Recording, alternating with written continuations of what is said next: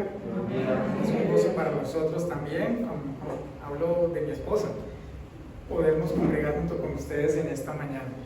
Es una gran bendición. Viviendo la verdadera Navidad. Le pido por favor que vayamos a la primera carta de Pedro, capítulo 2, versículos 9 a 12. Primera carta de Pedro, capítulo 2, versículo 9 a 12. Y yo voy a estar leyendo en la Nueva Versión Internacional. Sé que algunos de ustedes tienen también la Reina Valera del 60, ¿cierto? Pero para que sepan la versión en que yo les voy a compartir esta lectura. Viviendo la verdadera Navidad. Primera carta de Pedro, capítulo 2, versículos 9 a 12. Espíritu Santo, invocamos tu presencia en medio de nosotros y rogamos, Señor Jesucristo, cielos abiertos sobre nuestras vidas. Permite que nuestros corazones estén dispuestos para recibir lo que tu santa palabra y tu Espíritu Santo quieren traer a nosotros en esta mañana como iglesia tuya. En tus manos nos encomendamos y te alabamos y te glorificamos. Amén. Primera carta de Pedro, capítulo 2, versículo 9 a 12. Pero ustedes son linaje escogido, real sacerdocio, nación santa, pueblo que pertenece a Dios, para que proclamen las obras maravillosas de aquel que los llamó de las tinieblas a su luz admirable. Ustedes antes ni siquiera eran pueblo, pero ahora son pueblo de Dios. Antes no habían recibido misericordia, pero ahora la han recibido. Queridos hermanos, les ruego como extranjeros y peregrinos en este mundo, que se aparten de los deseos pecaminosos que combaten contra la vida. Mantengan entre los incrédulos una conducta tan ejemplar que aunque los acusen de hacer el mal, ellos observen las buenas obras de ustedes y glorifiquen a Dios en el día de la salvación. Viviendo la verdadera Navidad. Si le preguntaran hoy cómo se vive verdaderamente la Navidad, ¿usted qué respondería? Y esta pregunta es supremamente importante en nuestros tiempos, porque en medio de nuestra sociedad sabemos cómo se concibe este tiempo o estas festividades. Y para nuestra sociedad, un año que ha sido tan difícil, prácticamente no se tienen motivos para celebrar. Ustedes han visto que hay desánimos y por causa también, por ejemplo, como del desempleo, que no hay ánimos para poner luces, ni para hacer fiestas, ni para hacer comida. ¿Por qué? Porque ellos creen que la razón de ser de la Navidad está allí y encuentran gozo en esos aspectos. Es el niño que celebran cada año. Pero para los creyentes, el gozo de la Navidad no consiste en eso. El gozo de nosotros en el tiempo de la Navidad consiste en la esperanza de aquel que se encarnó, es cierto, pero que también entregó su vida para liberarnos del pecado y para ofrecernos esperanza en este tiempo y en la vida eterna. Por eso nuestro gozo no está aquí, pero tenemos que responder a esta pregunta. Entonces, ¿cómo se vive la verdadera Navidad? El año 2020 es cierto que ha sido un año de dificultades y de muchos cambios, pero en medio de todo nosotros como iglesia del Señor podemos reconocer que nuestro Padre Celestial no ha dejado de ser fiel, ni tampoco ha dejado de ser soberano. A pesar de nuestras circunstancias tan adversas, el Señor nos ha concedido llegar hasta el último mes del año. Y nosotros en este mes, igual que los que están afuera, los no creyentes, celebramos, claro, desde perspectivas diferentes, la Navidad. Para algunos se trata sencillamente de decoraciones, regalos, comidas y fiestas. Pero para nosotros, el pueblo de Dios, la perspectiva nuestra está en la encarnación y la obra redentora de nuestro Señor Jesucristo. Esta obra redentora, esta encarnación de nuestro Señor trasciende los demás aspectos donde nuestra sociedad coloca su esperanza. En esta época las personas están buscando esperanza y, como no, si ha sido un año de muchos retos, de muchos desafíos, de mucha incertidumbre. Esto nos pone en las condiciones perfectas para proclamarles la verdad en Navidad. La verdadera Navidad es Cristo. Y así las personas podrán mirar más allá de lo que pueden ver en estas festividades. El apóstol Pedro escribió esta carta, esta breve carta, antes de que se viniera la primera ola de persecuciones para la iglesia. Era una ola de persecuciones agudas a manos del emperador Nerón. Ahora bien, tenemos que recordar también una cosa que se plantea aquí en esta carta. Y aunque en ella el apóstol Pedro le da consuelo, le da ánimo a la iglesia respecto de las pruebas que ya podían estar pasando, pero alentándose y adelantándose el Señor a lo que podía venir, el énfasis el apóstol Pedro lo pone, guiado por el Espíritu Santo, en recordarle a la iglesia que fueron salvos para obedecer el Evangelio en toda circunstancia. Circunstancias de bien, de prosperidad, de estabilidad, pero también en circunstancias de tiempos difíciles. El creyente, la iglesia, está llamada a obedecer el Evangelio del Señor Jesucristo.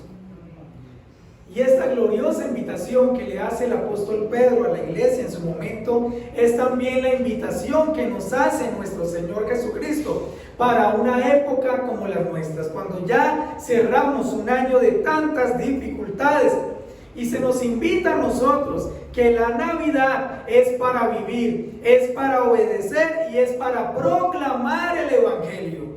La Navidad es para la iglesia el tiempo de vivir, de obedecer y de proclamar el Evangelio. Y aquí en el capítulo 2, versículos 9 a 12 de la primera carta de Pedro, se nos muestra cómo la iglesia puede alcanzar estos objetivos. ¿Cuáles objetivos? Vivir, proclamar y obedecer el Evangelio. Y esto lo podemos hacer viviéndolo para verdaderamente declararle al mundo que nosotros vivimos la Navidad como se debe vivir, porque sabemos cuál es la razón de ser de la Navidad. Así las cosas, viviendo la verdadera Navidad se vive entonces caminando bajo la luz de Cristo. En primer lugar, caminando bajo la luz de Cristo. La iglesia es el pueblo de Dios. Esa es una buena noticia, no la podemos perder de perspectiva. Y el pueblo de Dios camina bajo la luz de Cristo. Ese es un llamado que nosotros tenemos como pueblo de Dios. Tampoco lo podemos perder de perspectiva. Nosotros, los que caminamos bajo la dirección de la luz de Cristo, somos los que hemos nacido de nuevo al poner la fe en el Señor Jesucristo. Es decir, por el arrepentimiento del pecado y la confianza en la obra salvadora de nuestro Señor, tenemos una nueva condición espiritual, los redimidos por Cristo. Por eso es que nuestro gozo en un tiempo como este no depende de los bienes, no depende de lo que podamos comer o recibir o regalar, depende de la condición que se nos ha sido entregada y de aquel que vela por ella en los cielos. Así las cosas, mis hermanos, al estar bajo la dirección de Cristo, a la luz de esta carta, solo es posible cuando se tienen en cuenta estos aspectos a continuación. Y es lo que la gente necesita ver de nosotros en este tiempo, para que vean cómo es que es la verdadera Navidad, cómo se vive. Claro, ella se vive cuando aquel pueblo que está bajo la luz de Cristo busca incansablemente la comunión con Cristo y su iglesia, y no con las tinieblas. En esto consiste que ellos puedan ver cómo se vive esta Navidad o este tiempo, buscando la comunión con Cristo y con la iglesia, y no con las tinieblas. Mire cómo se nos dice en el versículo 9, que la iglesia es linaje escogido. Este título es tomado de Isaías 43:20. Y este linaje de la iglesia se ha dado por la sangre de Cristo. El vínculo de esta sangre nos hace a nosotros como cuerpo de Cristo estar unidos bajo unas mismas raíces de un mismo árbol genealógico. ¿Cuál es nuestro árbol genealógico? Un mismo Dios y Padre en los cielos, al que exaltamos, al que adoramos, al que glorificamos sobre toda circunstancia. pero también a un mismo Señor y Salvador Jesucristo, en quien que hemos creído, ponemos la esperanza y obedecemos, y a un mismo Espíritu Santo, a quien le damos cabida para que nuestras vidas sean guiadas bajo su palabra, bajo su voz. Pero caminar bajo la dirección de Cristo en un tiempo como este también requiere que pidamos su ayuda y fortaleza. Miren cómo se nos dice también en el versículo 9: somos real sacerdocio. Estas palabras son tomadas de Éxodo 19:6. Pertenecían al pueblo de Israel, pero en Cristo, los que somos del linaje de Cristo, nos hemos convertido en el verdadero Israel. Por eso la iglesia, como les decía comenzando esta primera sección, es el pueblo de Dios que por medio del Señor Jesucristo experimenta un nuevo y único acceso a Dios.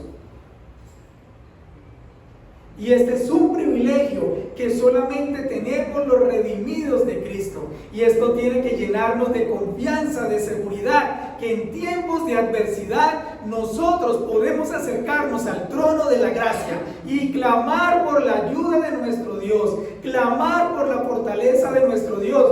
Podemos dejar todas nuestras cargas delante de Él, como también nos los pide que lo hagamos el apóstol Pedro allí en esa primera carta. Tenemos ansiedad, tenemos inquietudes, estamos preocupados, ponga sus cargas en el Señor. Y nos está diciendo con eso: seremos escuchados, seremos ayudados, seremos auxiliados. Entonces tenemos la confianza de venir al Señor en oración constantemente y con la certeza de que se nos escucha. Estar bajo la dirección de Cristo, bajo su luz en un tiempo como este, también es posible cuando nos sometemos al Señor. En este mismo versículo 9 también se nos llama nación santa. También es una frase, un título tomado del pueblo de Israel y aplicado para la iglesia en Cristo. La iglesia es el pueblo de Dios porque estamos bajo su gobierno. Nos movemos dentro de su soberanía y como pueblo vivimos para conocer su palabra y someternos a ello. Eso es lo que la gente necesita ver en esta Navidad.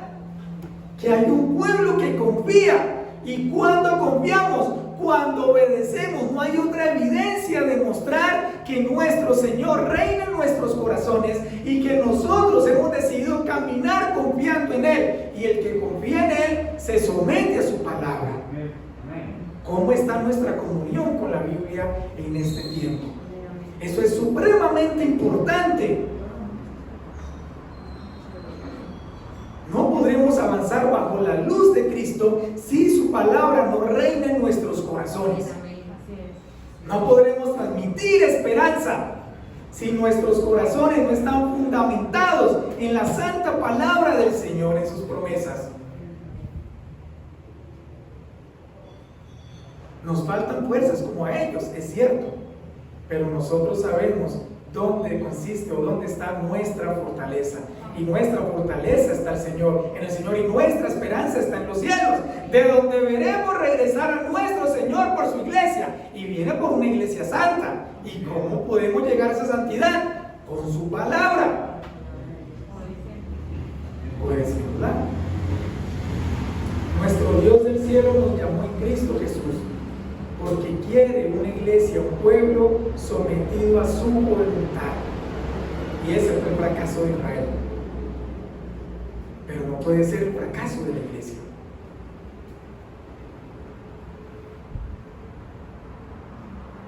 Nosotros también podemos en este tiempo estar bajo la dirección de la luz de Cristo. Si vivimos como el pueblo de Dios, también está esa frase declarada allí en el versículo 9. Se nos llama pueblo adquirido para la posesión de Dios. Y esta idea aparece en Éxodo 19:5, Deuteronomio 7:6, 14:2 y 26:18. Nosotros, la iglesia, somos el pueblo adquirido a precio de sangre. Y esto nos convierte a cada uno de nosotros. No se nos puede olvidar, iglesia. nos convierte a cada uno de nosotros en posesión exclusiva de Dios. Ahora sabemos a quién le pertenecemos y por eso nuestras vidas no pueden dejarse llevar por la incertidumbre. Sabemos quién tiene el control de los tiempos y de las circunstancias y sabemos en manos de quién estamos.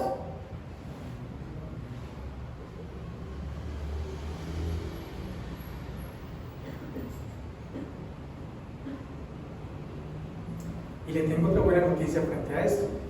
Nada ni nadie, ni coronavirus, ni malas noticias, ni todo lo que se está diciendo por este tiempo, nada ni nadie puede arrebatar, ni el diablo mismo, esta condición que se nos ha sido entregada por medio de Cristo Jesús. Posesión exclusiva de nuestro Dios. Eso sí, eso también requiere un compromiso, es un privilegio, pero requiere un compromiso. Pase lo que pase, nosotros como posesión exclusiva de Dios no podemos entregarnos al pecado. Nosotros no podemos volver a las obras de oscuridad de donde Cristo Jesús ya nos liberó.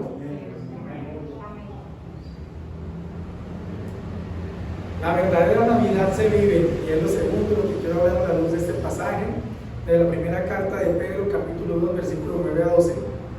La verdadera Navidad se vive proclamando esperanza en Jesucristo. Entonces la iglesia es el pueblo de Dios, como ya lo decíamos. Y el pueblo de Dios no solo está llamado a caminar bajo la dirección de la luz de Cristo, como fue nuestro primer punto abordado. También es nuestro deber como pueblo de Dios evangelizar o proclamar el evangelio, o al fin y al cabo lo que es lo mismo, proclamar a Jesucristo. ¿Y qué es lo que proclamamos de Cristo cuando lo anunciamos allí afuera? La primera carta de Pedro, ahí en el capítulo 2, versículo 9, nos dice: somos sí un pueblo escogido, real sacerdocio, nación santa, pueblo adquirido por Él para posesión exclusiva. Pero ese montón de privilegios y de condición en Cristo tan especial también tienen un llamado para nosotros. Es a la responsabilidad, a el deber, a llevar vidas con propósito. Nuestro Dios no nos dio una condición eterna para que no la vivamos, para cumplir su voluntad. ¿Y cuál es su voluntad allí? Mire la palabra para. Ese propósito, ese llamado que tenemos todos en Cristo Jesús, incluso en un tiempo como la Navidad, para que sus virtudes u obras maravillosas como tienen ustedes allí sean proclamadas, sean conocidas. La gente quiere ver luz en Navidad. Nuestro Señor nos ha hecho lumbreras también de este mundo por medio del Evangelio. Pero esta luz no se va a dejar ver si ustedes y yo no la mostramos. Las virtudes hay que proclamarlas. Así que la gente no solamente quiere ver de nosotros algo porque somos luz de Cristo. En esta Navidad la gente también necesita escuchar de qué se trata la verdadera Navidad.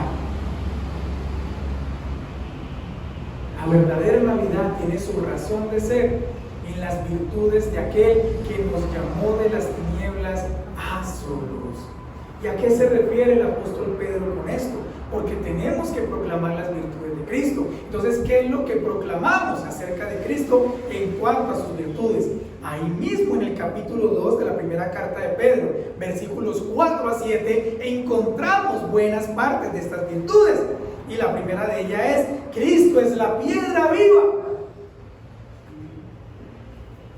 Cristo es la piedra viva y lo es gracias a su resurrección.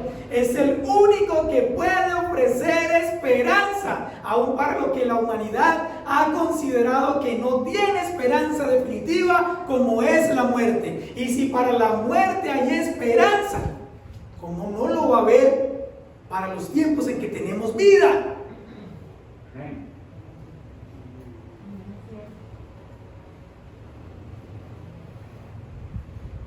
Él conquistó la muerte. Y la resurrección de nuestro Señor Jesucristo tiene que ser ese fundamento insustituible de nuestra vida cristiana en este tiempo de Navidad. Tenemos que comprenderla, tenemos que vivirla, tenemos que soñarla, tenemos también que esperarla para nosotros, porque si morimos con Él, también seremos levantados como Él fue levantado. Eso es esperanza, mis hermanos. Va más allá de lo que nos pueda acontecer en estos tiempos, y por eso tenemos que proclamarla. Cristo es la piedra viva, pero también se dice que Cristo es la piedra angular. Y esta piedra angular era el punto de partida para todo proyecto de construcción en la antigüedad. Allí se empezaba a edificar y era la piedra más importante en cualquier casa, en cualquier edificio. Si era colocada inadecuadamente, lo lógico era que la estructura entera se viera afectada, quizás hasta el punto de venirse abajo. Así que proclamar las virtudes de Cristo como la piedra angular es decirle a la gente, es decirle a todos aquellos que nos ven, que Cristo hay que tenerlo por fundamento en la vida, en esta Navidad. Y no solamente en nuestra vida para tener en momentos estables una vida segura, sino para que no seamos removidos del lado de Dios cuando la ira de Dios sea manifestada, para poner las cosas en orden, para traer su condenación al pecado. Cristo también es piedra, y piedra desechada, lo dice allí también en los versículos 4 a 7.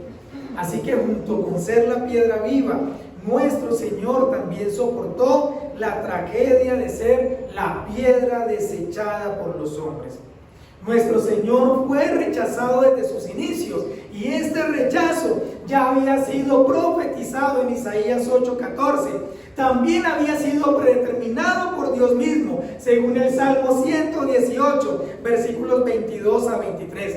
Y el mismo apóstol Pedro en su discurso inicial testificó de ellos en el libro de Hechos, capítulo 4, versículos 1 a 12. Este rechazo hacia nuestro Señor ocurrió a lo largo de toda su vida. Ahí está declarado en los evangelios. Pero ha encontrado la expresión máxima, este rechazo, en el momento de la crucifixión. Eso sí que ha parecido aborrecible para los hombres.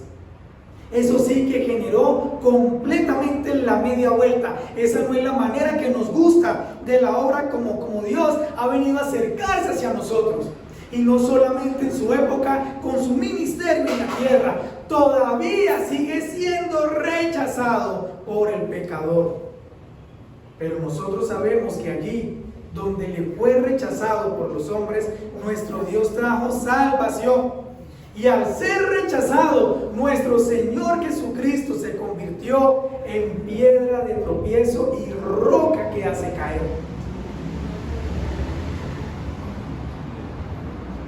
También está declarado allí en la primera carta de Pedro, capítulo 2, versículo 4 y 7. Y eso hace parte de las virtudes. ¿Por qué? El que lo recibe con su palabra, su evangelio, goza del beneficio de recibir su salvación y de caminar en obediencia con Él. Pero el que lo rechaza no queda librado sencillamente a su suerte.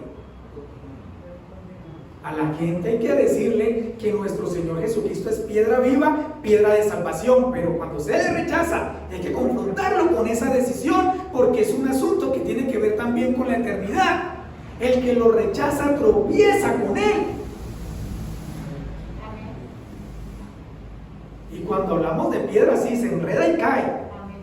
Pero mismo le pega la siguiente palabra: roca.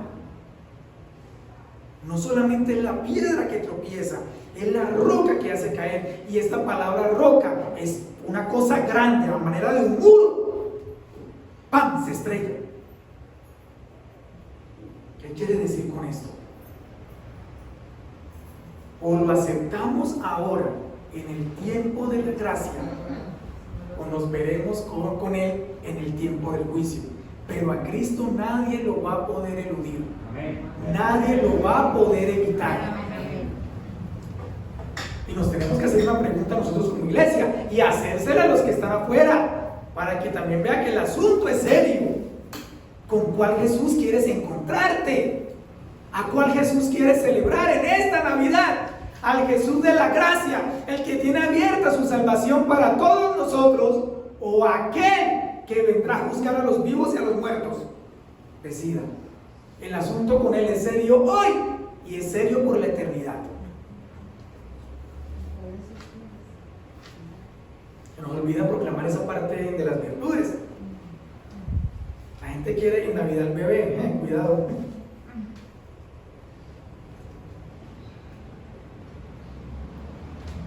Y las últimas de las virtudes, la manera de Cristo como piedra. Esta metáfora que usa el apóstol Pedro es que Cristo es la piedra escogida y preciosa. Los seres humanos lo han rechazado, pero Él sigue permaneciendo y permanecerá como la piedra preciosa, escogida por Dios para traer salvación. Él fue señalado por Dios específicamente para que acercara al pecador hacia Dios mismo y se restaurara esa comunión que el pecado tanto impide. Proclamar a Jesús como escogido, como precioso, es invitar a toda la gente en este tiempo de Navidad a que vengan a apreciarle en el tiempo de la gracia, a que vengan a depositar plenamente la confianza en Él, porque el que pone su confianza en el Dios que salva, en el Cordero que salva, lo ha prometido Dios en Isaías 28:16, nunca será decepcionado, nunca será avergonzado. Poner la confianza en Jesucristo vale la pena, porque por parte de nuestro Dios Padre seremos respaldados. Nunca nos abandona aquel que nos dio la salvación. La verdadera Navidad se vive, y es el tercer punto de lo que quiero abordar a la luz de esta primera carta de Pedro, capítulo 2, versículos 9 a 12. La verdadera Navidad se vive representando verdaderamente a Cristo. Representando verdaderamente a Cristo. Versículos 11 y 12. Estábamos hablando acerca de proclamar las virtudes de aquel que nos llamó de las tinieblas a su luz, las virtudes de Cristo. Y cuando proclamamos a Jesucristo, le presentamos a los incrédulos al Dios no conocido por ellos, pero es el Dios vivo, y se lo presentamos para que venga y lo adore. A eso nos llaman también los villancicos que tienen que ver con Belén, ¿cierto? Y que de alguna manera encuentran su punto en el relato bíblico, cuando los pastores llegaron hasta el pesebre para adorarle. Pero necesitamos proclamarle a Cristo como la verdadera Navidad para que vengan y lo adoren. Llamamos a todas las personas en este tiempo a volverse a Dios para que les sirvan, para que encuentren su sentido para sus vidas en el Dios del cielo, el creador de todas las almas y de todo cuanto existe. Les pedimos que sirvan a nuestro Dios por medio de Jesucristo, claro está, en santidad y justicia. Pero nuestra proclamación, iglesia, y aquí hay un llamado a nuestro compromiso con el Señor Jesucristo y su palabra. Nuestra proclamación nunca logrará el impacto que se desea si nuestras vidas no representan verdaderamente a Cristo. Y representar a Cristo es que nuestras vidas reflejen la grandeza y la gracia de un Dios que no tuvo ningún reparo en sacrificar a su Hijo para acercar a gente ordinaria como usted y como yo, por causa del pecado, para conformar un pueblo especial que le adoren por la eternidad. Los incrédulos están fuera de la relación con Dios, necesitan ser atraídos a nuestro Señor Jesucristo. Por tal motivo, ustedes y yo, como pueblo de Dios, debemos representar a Cristo llevando una conducta santa, como lo dice el apóstol Pedro allí en los versículos 11 y 12. una conducta de extranjeros y peregrinos.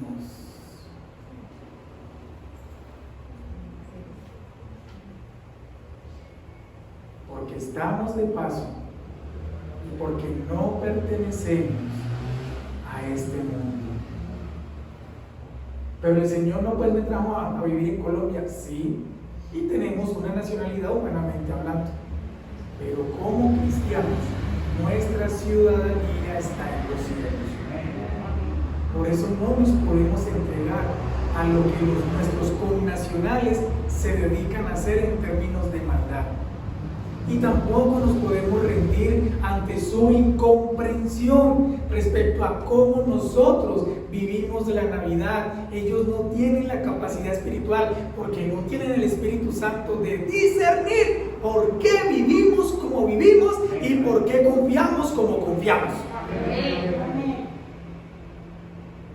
Eso es un asunto entre Dios y nosotros, porque Él nos dio a nosotros ese don de confiar.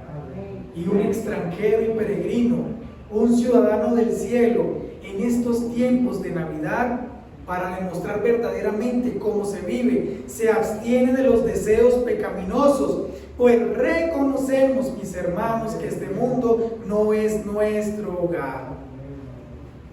Nuestra manera santa de vivir, absteniéndonos según la palabra de Dios, deja ver a aquellos como testimonio del cielo cómo es la manera que se vive para agradar a Dios. Y como no lo entienden, nos van a acusar. Esto no fue solamente para la iglesia primitiva, eso también sigue siendo una realidad para nosotros. Nos acusan, se burlan de nuestra manera de vivir, incluso nos tratan de hacedores de maldad, porque no caminamos con ellos en la misma oscuridad de ellos.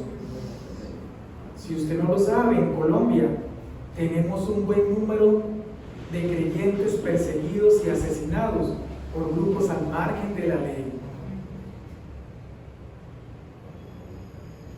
Aún así, pase lo que pase, debemos dar testimonio de una buena conducta que, sometida al Evangelio, glorifica al Dios del cielo. Esto es vivir verdaderamente la Navidad. La palabra que acabamos de leer nos dice que en el día de la visitación de nuestro Señor Jesucristo, ellos, los incrédulos, van a glorificar a nuestro Dios, reconociendo que en algún momento de su existencia se toparon con el pueblo de Dios, que testificaba con su testimonio hablado y con su estilo de vida que había un Dios en los cielos que mediante Cristo llamaba a que nos encamináramos sometidos a su palabra y a su obra salvadora.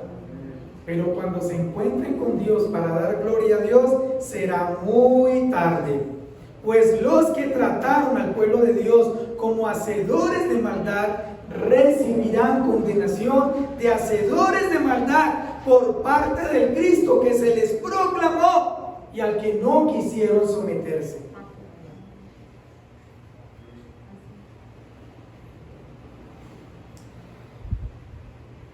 Iglesia, estamos en diciembre.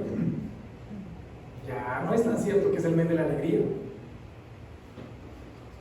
Han venido muchas adversidades, y no solamente para nosotros en este municipio, en Colombia, para el mundo. No sabemos qué otra adversidad se le va a añadir a todo este cuento de la pandemia. Eso solamente lo sabe nuestro Dios. Pero lo que sí sabemos y lo que podemos tener certeza, mis hermanos, es que nuestro Señor Jesucristo nos extiende su gloriosa invitación. Vivamos la verdadera Navidad obedeciendo el Evangelio. Vivamos la verdadera Navidad obedeciendo el Evangelio. Obedeceremos el Evangelio como pueblo de Dios mientras caminemos bajo la luz de Cristo, buscando la comunión con Él y con su iglesia, orando por su ayuda, por su fortaleza, por su protección, sometiéndonos a su santa palabra, viviendo como su pueblo. Obedeceremos el Evangelio como pueblo de Dios mientras proclamemos esperanza en Jesucristo, anunciando mediante nuestra evangelización las virtudes y obras maravillosas de nuestro Señor Jesucristo. Obedeceremos el Evangelio en este tiempo de Navidad como pueblo de Dios mientras representemos verdaderamente a Cristo, llevando una conducta santa que glorifique a nuestro Dios y que atraiga a los incrédulos a su reino. Empecemos entonces a vivir una verdadera Navidad y hagamos del Evangelio las buenas noticias de esperanza que todos allí afuera necesitan escuchar. Les invito para que oremos.